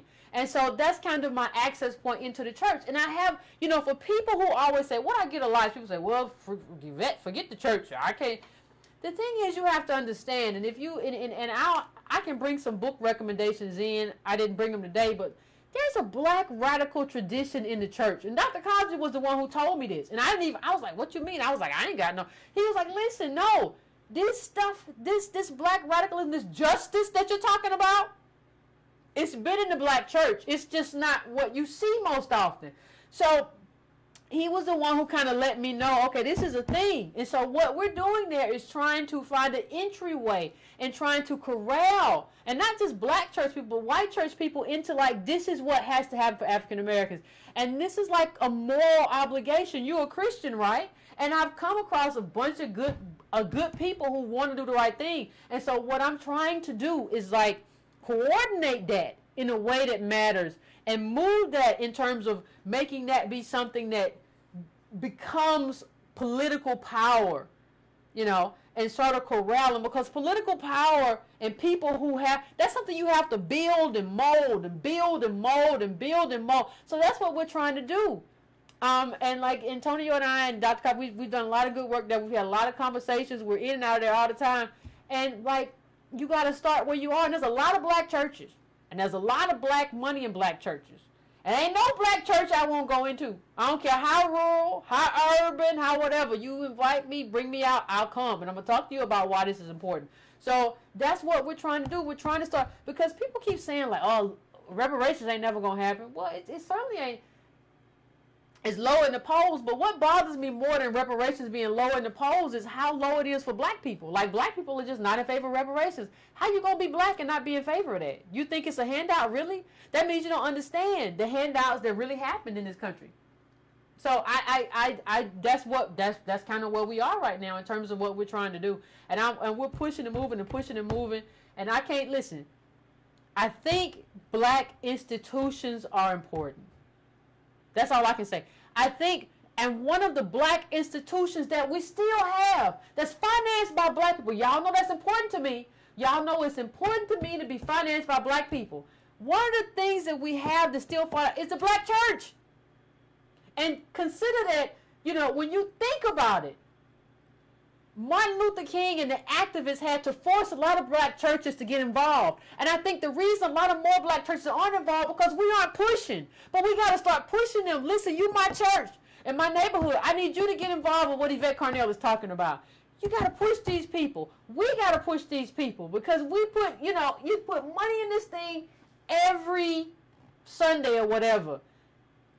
That's their job. And so that's what I think. That's one of the things that I think has to happen. Black churches are one of our institutions, and what we need in terms of black churches is for them to get involved in the movement for justice for African Americans and kick this prosperity gospel to the curb. It's not biblical. It's garbage. Let it go. Okay, I'm going to the next caller. This is 516. 516, I'm coming to you right now. How we doing? You bad? Yes. How we doing? Hey, can you hear me? I can hear you pretty good. Can y'all hear me? Pretty good. Oh, yeah, this is Lee from Long Island. Hey, Lee. Long time. Glad to see you back. Over a month. Long time. Yeah, You're right. Just to be quick because, I've listened to you and it's on the Denzel thing because I do listen to you. I don't agree with everything you say sometimes, but you're usually dead on when it comes to these black celebrities. And look, I think someone put it well when I was arguing with them about it online, but someone made a good point that we need to stop taking enlightenment from the hired help. And that's basically, what he is. But let me just say this, and I'm gonna just make one quick point, because you notice when people talk about this, they're trying to make it like he said something ambiguous. They're trying to make him seem, well, he's right. Well, they're trying to make him seem right because they like him. But my question is this. If this was some other group, like if he said something ambiguous that wasn't clear, like let's say if he said, well, do you think women should be working? Like, nah, women should be in the home. And white feminists or white women got up in arms. How soon would he make a response back to clear it up? Understand, Denzel's not an idiot. He knows what he said, all right? And I don't think he said it in malicious intent, but I think he was ignorant, but he knows what he said. He's been doing this business for years. So how soon, and it just comes to a respect that people have for black people. You've seen this before. You've seen Stephen A. Smith say something about feminists or white women, and the next day he comes out and apologizes. He had to do it, yep. A week ago. Exactly right. He said this a week ago, so he knows what he said. So, we need to stop looking for enlightenment from, these black celebrities. And I'm telling you, there's two things about blacks, and I'm just leave it at this. We don't know when we're offended. It's like we never know when we're offended. Wow. You understand? Yeah. This what he said was offensive. He might have not been malicious intent, but it was offensive. And secondly, we're not learning the lessons from what happened before us. Are we not looking at what happened to Cosby, and it's like when these guys get older, they feel that they're untouchable. They're like, you know what, I'm in a safe spot right now. I can say what I want. Well, I have enough equity, whatever. Are they not seeing what's going on? Okay? Yeah. And I'll leave you with this quote. Eddie Griffith said this very good quote when he was talking about Cosby. Black men in entertainment don't get to lead entertainment on their own terms. They always lead the rough way out. Denzel needs to take a look at that. So, listen, like I said, keep up the good work. I guess I hope you're on, Mondays and Wednesdays still, or this is not just a one-time thing. But, that's all I wanted to say. And like I said, man, I've stopped dealing with these black celebrities a long time ago. Just entertain me and shut up. And thanks again. Thank you. For everybody, yes, Monday, I am back Monday and Wednesday. I saw all of you say that, the audio stops when a picture's put up, so I'll fix that hopefully before our Monday broadcast. So I did see it. We'll get it fixed. But yeah, back Monday, Wednesday, 9 p.m. Eastern Standard Time. I'm back, baby. It is what it is. So now we're going to another caller. We're going to caller 757 area code. We're coming to you right now, caller. How you doing? What's up? What's going on? This is Griffin in Yorktown, Virginia. What's up? This is Yvette Cornell. What's going on, Otis? So, all I want to say to you is the bad thing about black people, I'm 64, and I'm going to have to tell Antonio Moore to stop talking about old folks, because that ain't going to work. It's a lot of y'all got some problems, Otis. I'm just saying. He ain't wrong. Look, I'm laughing, but I told him he's going to have to stop cracking, but I am in a minority, and I agree with you 100%. As a matter of fact, when I don't want to argue with my people, I put up videos from you from over 2 years ago with Your Black World. Yeah. So what I want to say is, black people not only run away from blackness. I've said it since I was a youngster, right here in Yorktown, Virginia, up from Cornwallis's Caves, 30 miles from Jamestown. We are the only people I know that are ashamed of our past, as though we did something to ourselves. Oh. And I'm so glad that you're unapologetically black. But I also want to tell you that the main thing was, you can spread this thing by letting us put together some focus groups and use just your videos to start some local chapters all around this country. You have that power. Keep rolling, girl. Thank you, bro. I appreciate that. I appreciate you. I appreciate you. He said something that was so powerful. Did you hear him say ashamed? Did you hear him say how many of us are ashamed? When he said that, I thought about Snoop Dogg. I thought about how Snoop Dogg said, like, you know, I'm tired of these slave movies. I don't want no more slave. How, Big Mom? Like you say, you tired of slave. Like, you don't understand. What we have is we can't draw a line. We can't draw a line from slavery to us. And part of my project has been drawing a line. This is part of what Breaking Barrel has been about, drawing a line from slavery all the way to your living room, all the way to your cell phone, all the way to wherever you watching this video. I've been trying to draw a line to you and what African Americans have gone through as a consequence of slavery. Everything that happened after that was a consequence of America deeming us less than, deeming us a caste. That's what it is. And that's what I've been trying to do. That's what this whole project is about. So if anybody has an idea about a focus group or whatever, I'm open. I'm going to, like I said, I'm going to eventually do the forum. We're going to do that. But if you want to do a focus group or whatever with the videos, I will listen. I'm there to help. I'm not there to take over and use black people. I've seen too much of that in terms of black leadership, where black leaders use black people in terms of being enriched. So what I need you to do, basically, is you got to tell me where you need me. I'm not going to tell you. You're the boss. Like, that's what it has to be, though, in terms of new leadership. It has to be like you're the boss. You tell the people who want to be leaders what they need to do. So right now I'm going to area code 281. 281, I'm coming to you, all right? How you doing, 281? What's going on? Hey, Yvette, this is Neku calling from Texas. Hey, how you doing? I'm good. How are you? I'm pretty good. I just want to say that I'm really glad that you're back. You've been dearly missed. Thank you. And I just wanted to touch on. Well, first of all, let me just say that I'm a Nigerian American. Okay. I'm not a DOS, as you guys say. Okay. But I have DOS friends, and I just wanted to touch on the Meghan Markle. Yesterday, I was with my friends, and we were talking, and they said, "Oh, well, you know, she's black. You know, she's biracial and she's black." And I said, "Listen, I mean, I was watching a video on Facebook, because you can't escape this stuff, about how she grew up and she was confused about picking black or white, and her dad said create your own box.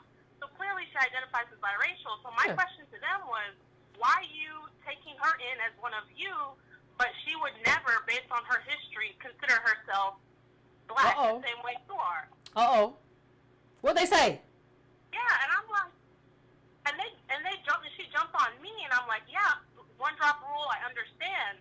However, this is someone that clearly doesn't identify as black from her own mouth, so I'm just kind of confused, like, why is you're looking to her as some type of inspiration and living vicariously through her, but it's like, that's not you.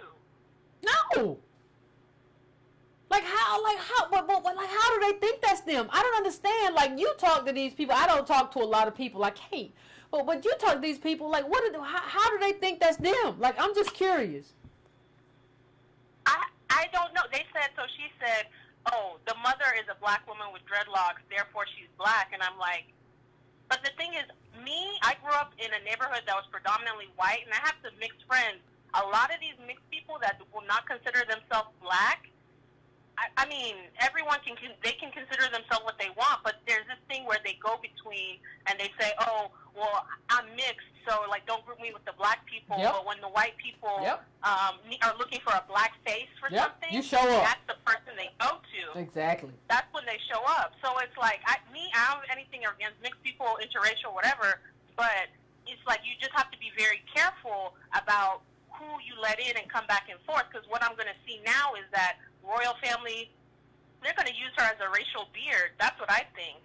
And we see this type that's of a thing, nice like, phrase, that's a happening over racial there, beard. but we see it here in America, the same way Barack Obama was a racial beard, the way you talk about. Mm-hmm. And for those who don't know, a beard is like a cover, right? So a gay man will use a woman as his beard. So what I'm seeing is a lot of people are being used as racial beards, and African Americans and even like black Africans, I'm seeing this too, are falling for it.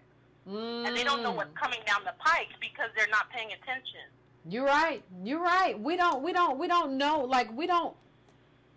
You're right, Carla. I mean, we don't really know when we're being used. We're so, like, our moral code is so good as black people.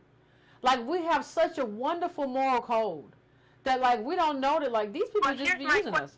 Go ahead. I'm sorry. Here's my question to you, Yvette. Is it a moral code, or is this more of a low self-esteem thing where we like to see ourselves or see people that we perceive as ourselves in high places to say, oh, well, we're okay as a people because we have this representative in this high place? Well, I think it's both. I think a moral code would prevent us from doing that and intervene against us doing that. But I think it's both. I think we feel like by what's the child's name? Is it Harry or what is it his name? I think Harry. Okay. Harry. I don't even know the child. Like, listen, I think we feel like that validates us. And part of what happens in the black community is that we feel like we need some kind of validation. And I'm here to say, like, you don't need validation. If you depend on validation from these people, you're going to have a hard life. You're going to have a hard way to go. Your whole life would be messed up. Your whole life will be, they can destroy your whole life because they can just invalidate you at will. So what I would say is that, you know, your friends who say that she came out of a black womb, I mean, that's such a simpleton kind of statement. To say, well, she came out of a black womb, well, she's black. Well, no, she didn't define herself as black. There was I think it was an L article I tried to pull up, but you know I had problems tonight. So there was an L article somewhere. She basically said, well, I've come to terms with my mixedness. Your mixedness is not your blackness. Mixedness and blackness are not the same thing. So you got to tell me what you are. And if you come to terms with your mixedness, that's who you are. You're not black because she told us she wasn't black for just coming out of a black womb. That's something that she said. So you can't then come back and say something to kind of in contradiction to what this woman has already said about herself and her life. You can't do that. That's not how. That's what do I say on this show all the time. That's not how any of this works. That's not how it works. That's not how it works. And so what we're unwilling to do, is like understand that what she is doing is what some people have done. You know, there's a great book, and I haven't read it, but I've seen it, where it talks about, you know, light, bright, almost white, and how people who were light, bright, almost white went to KKK meetings and reported back to NAACP. That's what it meant. Like, I'm not talking about Haiti and all these places where they had a mulatto class. Stop using other people in other countries to define Americanness and African Americanness. That's your barometer. Right. Yeah, I'm talking about in this country. In this country, light-skinned mofos were usually there. And if you can't be there as a light-skinned person, then you can't be in the community. You just can't. You can't walk away. You just can't do it. That's not how it works. You can't be like, well, I'm biracial today. No, you got to be black. And if you ain't black, just go be them people. You can't come here and do that. We have to define the parameters for blackness. And like I said earlier, if I did my ancestry and come back and shows you that I'm 60% British, and I'm going to do it. I think I'm going to do it soon. I bet you. I ain't promising, but I bet you. You wouldn't be like, well, Yvette, you can just, you know, if I said I think I'm British now, And I'm Irish or whatever. You wouldn't let me do that. You would call me all kinds of names online, and rightfully so. But my thing is, when other people try to escape this way, why don't you feel that way about them? It doesn't make any sense to me. So, I mean, I agree with you, Paula. Go ahead. Yeah. No, I was just going to say that I wrote in the chat, you made an analogy about your friend saying the car. Like, there's the black car, and black people will celebrate someone escaping the black car, in this case, this woman marrying this prince, but they will never question, what I wrote is they will never question why they're in the car. Like, why can't you, as the black person that has the baggage, so to speak, like you're dark-skinned or you have the DOS ancestry, you can't go and move between worlds the same way this girl can. But you're congratulating her as using you as a stepstone to get to where she is. Yep, you're right, caller. I appreciate it, and I thank you. But you're exactly right. I appreciate your call. All right. And you know, all right, thank you. Thank you. I mean, it's we just, you know, if you get away, we just any kind. If a sister can get away, she can get away, and that's all. We ain't gonna worry about it. And who are you to hate on her for getting away? First of all, she wasn't a sister, and I don't know what she got away to, but that's not my business. But stop telling me that great people are black people. You can be mad if you want to, but stop telling me that great people are black people. Thank you, caller. Cause they ain't. It just is what it is. It's just you have to be either you're a part of the clan, you're a part of the group, or you're not. So I'm going to 863 area code right now. 863. I'm coming to you. What's going on? Hi, Rick. Hey, how you doing? Back. Good. Missed you. Thank you. Miss y'all too. Miss my family. Just want to say that I agree with the previous caller. I'm out here in Clewiston, Florida. So, my two daughters are black, and I'm Hispanic, but I tell them that you're black, our father's black, and they're raised black, and that's how they see themselves as black. And I'm not going to change that. So, going back with the queen, the young lady who's marrying Prince Harry, like, I don't care, and it, like, really pisses me off because it keeps us distracted what we're trying to do or what you're trying to bring callers out here or and keep getting people informed what the problem is. They're so in denial that they put all this media stuff to avoid what the problem is and what we're trying to get people to realize there is a problem here. There's a problem with the immigrants who don't want to realize that, you know, black people have been for more than 400 years with the same problem. Is not moving forward. We're kind of stuck. And you open my eyes, and I live right in a white community, so and I see it. Like when you come back with like this wealth, I go to this one honey spot lady that she does honey, and she's like, "Oh, this is my grandfather's from 19 something." I was like, I wanted to go over the counter and just choke her. I was like, we're never gonna get us like wealth everywhere. White wealth, and I'm like, the black community is never gonna get this because, you know, I agree, caller. Thank you. I appreciate you for calling in, caller. Yeah, but that's what it is. You ain't gonna get no honey. America's a land of milk and honey. Well, black people don't have no honey. I mean, it's just. And somebody said in the comments, like, so being mixed doesn't mean you're black. Like, at what point did you join this conversation? I just want to know. At what point did you come here and take that away from what I just said? You need to tell me what you are. Like, if you're black, then you got to be black from this point to this point. What I'm saying is you don't get to straddle. Like, that's part of the exclusion. If you don't get to, like, say, my mixed heritage, I've come to terms with it all, and then come back and be like, I want to file affirmative action to get into Princeton. No. You have to early on say, if you're not going to say you're black, then you say you gray, or maybe you say you white, but you're not going to be white. White people are not going to let you be white. Understand that. White people will not let you be white. That's not going to happen. You can get out of here with that. You're not going to be white. But you can straddle between this weird little in-between race and black people. No, we got to stop letting people straddle. Either you black or you ain't. It just is what it is. And I mean, ain't nothing I can do about it. I'm going to the 313 area code. I'm coming to you now. How we doing? What's going on, 313?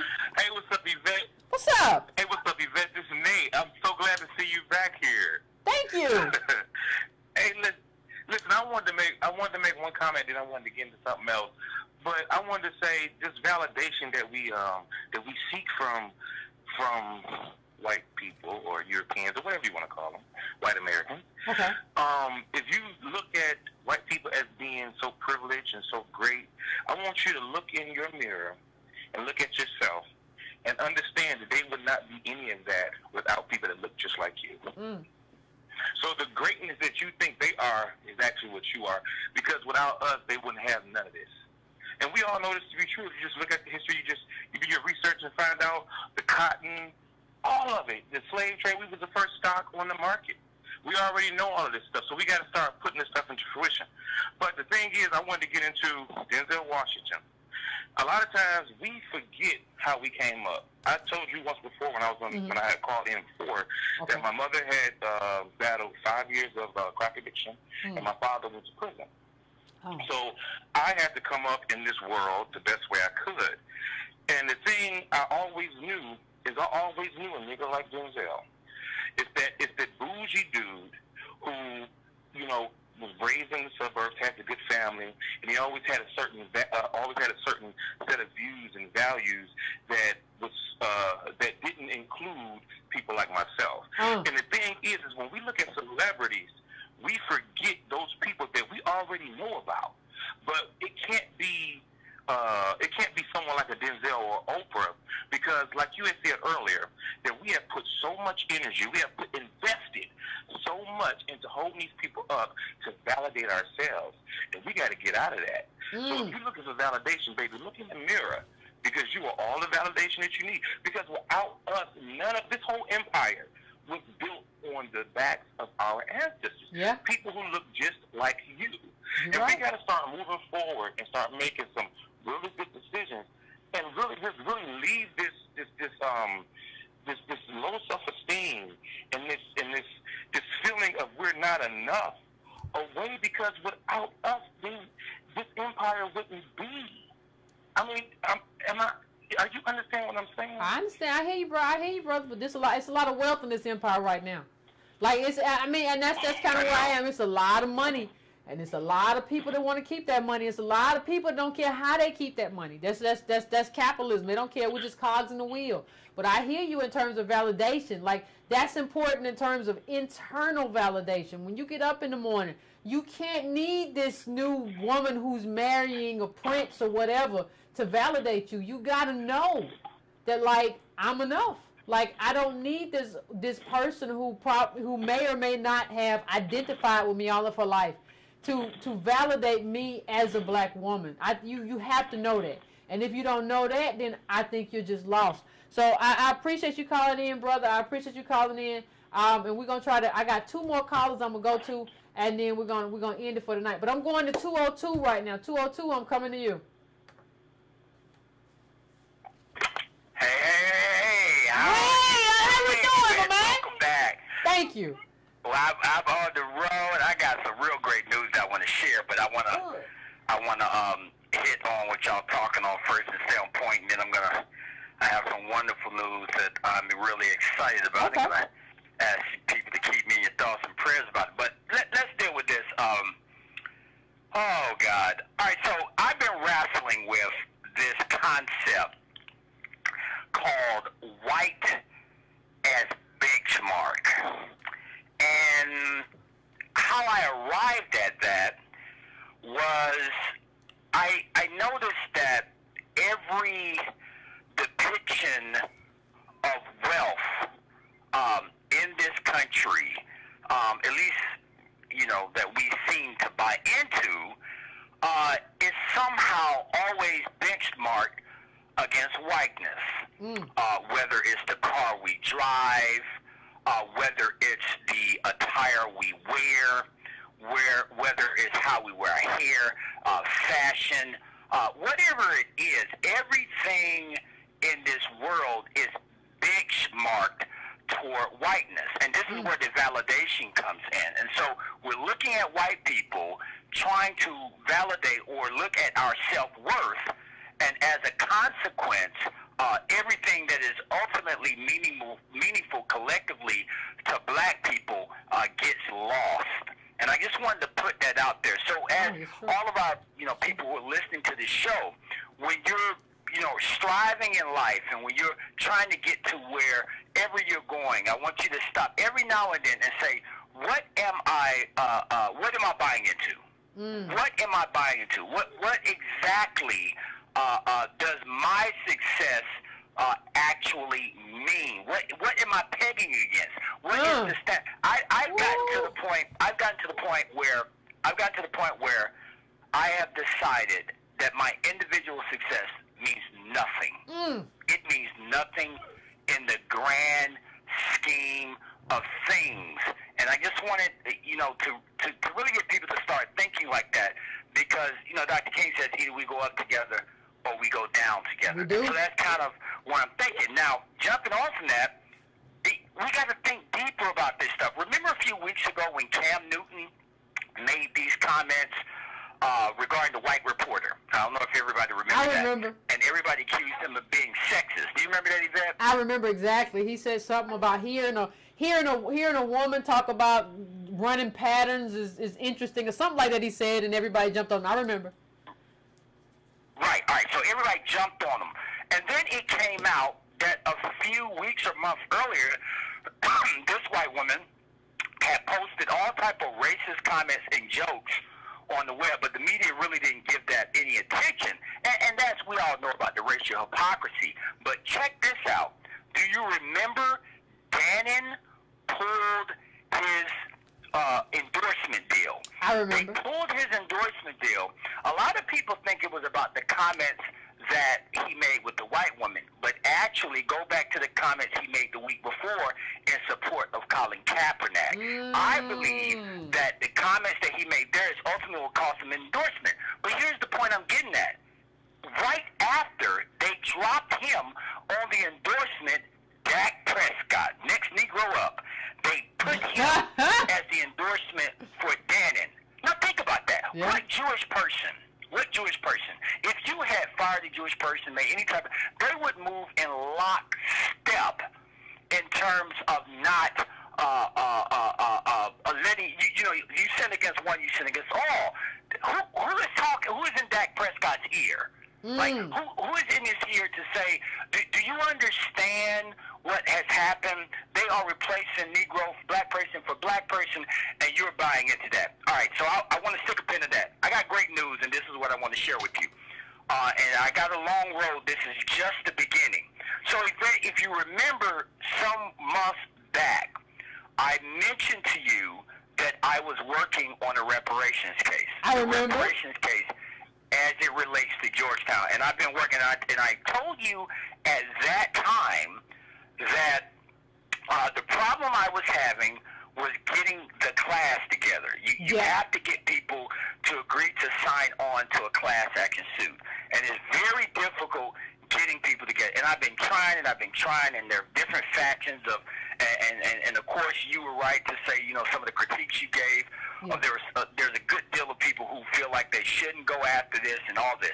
But check this out. At home with the wife for Thanksgiving, and my wife's aunt called. How about my wife and her entire family are descendants of the 270? Yvette, it's time to go to work.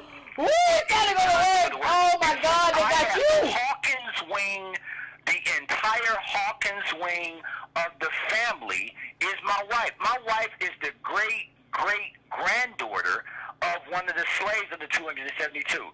So now we probably have about 13 people, which is enough to get the class going. But we are going to, start trying to find out. And we've actually got it verified both by Georgetown University and the New York Times. So I'm very excited about this. We still have a long way to go, but I really believe that this might be my little blow, the little blow I can take in my little lifetime toward putting a dent in white supremacy. Thank you, guys. It's great to see you. Alexander, I thank you for calling in. I'm so happy to hear that news, because the one thing I've said, if an attorney's going to take it, it needs to be you. Like, if an attorney's going to do that work and going to do that lifting, it needs to be you. Oh my God, I'm so happy to hear that. And I am, you know, as always, if you need some help from the Breaking Brown family, we always here. We always here to support. So, oh, my brother, thank you so much for that. And as always, Alexander always drops the knowledge, so it is what it is. I mean, we're going to go to our last call right now. We're going to go to 916. That'll be our last call for tonight. And then I saw all your comments. We're going to try to get the stuff fixed that was wrong in terms of, like, when the image comes up, audio, we're going to take care of all that. But, yeah, so here we go. Next caller, 916, we're coming to you. Oh, I guess 916 must have left. Oh, here we go. 916, you there? Okay, 916, here we go. How we doing? I can hear you just fine. Okay, I'm calling from London. Hey! That's a long way away. I know. I'm an African-American descendant of slaves living in London. Well, I lived in the UK for grad school. Okay. And I just wanted to say that the black British here don't even see me as black. So how are they going to see a half African-American, half white person as black? That does not even make any sense. Wait a minute, they don't see you as black? How? By what standard do they not see you as black? I am a brown-skinned African-American woman with dreadlocks down my back, and they don't even recognize me as being actually black because they're African. Like, they're more fluidly African than I am. I'm 21% European between being British and Scandinavian and whatever else. And I've gotten into these conversations with people over here about my blackness. But what I wanted to say is that Meghan Markle is not my reparations. Oh! Say that again one more time for me, please. The Crown wants to give me reparations. The Crown, the British government, as much as the U.S. government, needs to give me my reparations. Not Prince Harry marrying no biracial girl. That has nothing to do with me. And I'm sick of people trying to claim her, Barack Obama, all these biracial people. We've already established that Barack Obama isn't even a descendant of slaves, but he's also someone who's biracial who lived a white life. Yes. And Meghan Markle lived a white life, and I think what has been absent from a lot of these African-American women who are so obsessed with this engagement is the discussion around class and how class and whiteness and class and blackness go hand in hand. She is not a black woman. If she was a black woman, he wouldn't be marrying her. He's marrying a white woman. They wouldn't let him marry a black woman. He is marrying a white woman. She's lived a white life. She's had white privileges. She went to white schools. She says she's great, and she's saying that she's great to toss us a bone, but she ain't great. She's white. I don't care if her mom is black with locks and from Compton, and there ain't going to be no black lady church hats at this wedding. No, ma'am. So that's all I wanted to say. Thank you. Thank all the way from. Listen, coming from all the way from London, I appreciate it because we don't regularly have people who live there and live in the context of blacks in London to call in and share their. So I appreciate you calling. I really do appreciate you calling in and giving us your perspective. It means a lot. And like she ain't one of us. Like just understand that, and understand that there are a lot of people over there who don't consider us one of us. Like, you got to get rid of this narrative that we're all the same because, like, everybody got complexion. Like, no, that's not how it works. It's descendant of slaves. That's how we do this. And you got to understand that. You got to understand what that means. So, oh, my God, I'm so happy to see my family again. I want to thank all of y'all for showing up, for being here, for you know, being my family and everything. And I want to thank y'all for everything. And we're going to be back. I'm going to get this stuff that we saw tonight. We're going to get that stuff fixed. And we're going to be back every Monday. And I'm going to be back here every Monday and Wednesday, 9 p.m. Eastern Standard Time. And we're going to do the damn thing. That's just how we're going to do it from now on. We're just going to do what we got to do to get what we got to get. And it just is what it is. So we've been away a while, and the Breaking Brown family is back here again. And remember, you can go to donatebrown.com to donate. You can go to breakingbrown.com to subscribe to the newsletter. Because a lot of stuff I listed here tonight was from the newsletter. So you can get the newsletter there too. You can do all of that stuff. And subscribe to brown.com as well so that I can have you on my mailing list. So just do all that, and I appreciate y'all. And I'm going to be back here Monday night. Hopefully I'll be back with some of the stuff that was wrong fixed. So it's just, this is black life. You just have to guess and check and do all that stuff. So I'll see y'all on Monday night at 9 p.m. we're going to get back started and going and doing the work that African Americans need to be done. I appreciate it.